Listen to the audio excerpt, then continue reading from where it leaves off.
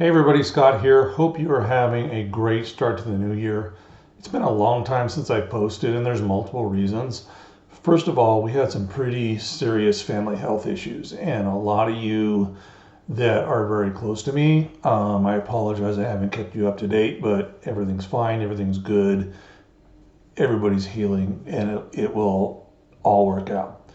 Second of all, if you saw my predictions last year, I said the market wasn't going to do a whole lot unless interest rates fell, and they didn't. So there wasn't a whole lot to talk about. However, I think this year is going to be different, and so I'll be posting a little more about what I think is going to happen. But what I want to do today is try and clarify a situation around capital gains taxes. A lot of people are in their homes for 15 years, especially in the Forest Delta region.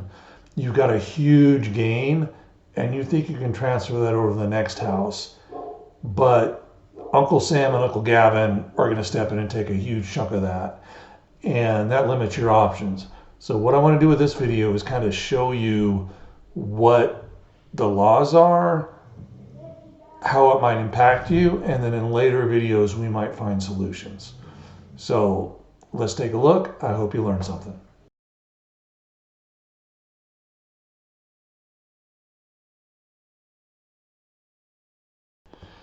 Alex and Jordan purchased their house 15 years ago for about $1 million. They sell it, they believe they could net $2 million from the sale. They would like to move into their dream home, which is currently valued at $2.4 million.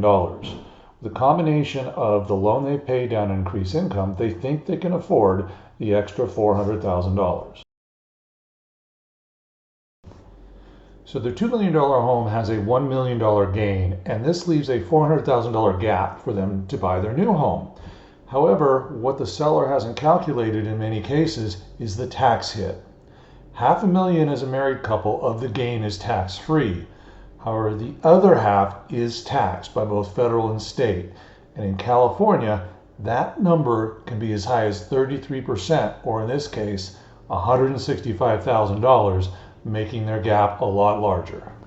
All right, let's summarize the seller's situation. Their current home will net them $2 million after they sell it. Their dream home will cost them $2.4 million.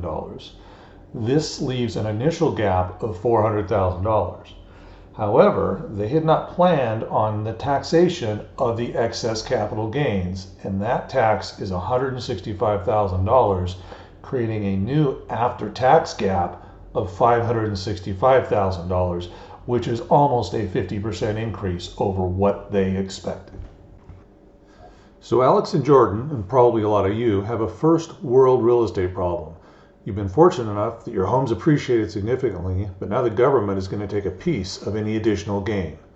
This increases the amount of funds you need to come up with to buy your next home. So, what do you do?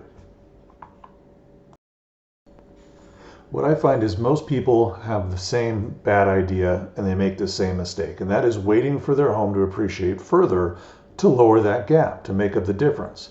There's two mistakes with this. The first is the additional gain is also taxed. So say on $200,000, which is 10%, you only get $134,000.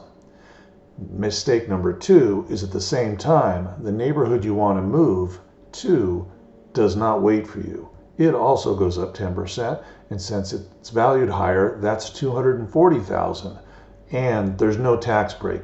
Now your gap is $671,000, and you've just cost yourself $100,000. So what is the solution? Well, I made this video to highlight the problem, to make you aware of it, but every family situation is different, so the solutions are different. Here are some factors though. How much cash do you have available that you're willing to contribute? That'll depend on how heavily your net worth is tied to real estate. Number two, what is your life situation? You over or under 55? You retiring? How long do you expect to live? Do you have little goblins waiting for an inheritance that you would like to protect? Third, what are you willing to do? Make improvements?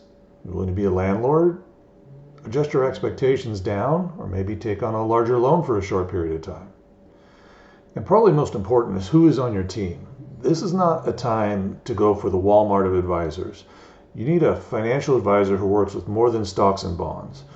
You need an experienced and creative real estate agent who will listen to your needs and makes boring videos. You also need a really qualified tax advisor. Now's not the time to talk to the guy at H&R Block. Get the right advice drafted to your situation so you can make the most intelligent and best financial decision for you and your family. Hey, thank you very much for watching. I hope that made sense and taught you a little bit. If you have any questions, go ahead and send messages to me. You can DM me, you can call me, whatever. I really enjoy talking about real estate and, more importantly, finding solutions for people. This is going to be a changing market. I'll be posting a lot more in the next couple of months on what I think is going to happen. But the biggest thing for people looking to sell is what are the tax implications? And I hope I made you aware of a little bit of it. And if you have more questions, please reach out. Until then, make it a great month.